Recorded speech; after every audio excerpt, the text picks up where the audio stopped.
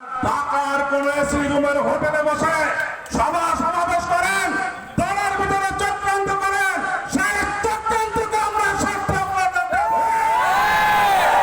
সাদত ভাই ভয় নাই, রাজপথ ছাড়ি না, রাজপথ ছাড়ি না, সাদত ভাই ভয় নাই, সাদত ভাই ভয় নাই, রাজপথ ছাড়ি না, রাজপথ ছাড়ি না, সাদত ভাই ভয় নাই, সাদত ভাই এগিয়ে চলো, আমরা আছি তোমার সাথে, আমরা আছি সবার সাথে, সাদত ভাই এগিয়ে চলো, চলো। মূল্যায়ন করা হবে না। আর যারা বিগত দিনে রাজপথে থেকে আন্দোলন সংগ্রামে অংশগ্রহণ করেছে, দল থেকে তাদেরকে অবশ্যই মূল্যায়ন করা হবে।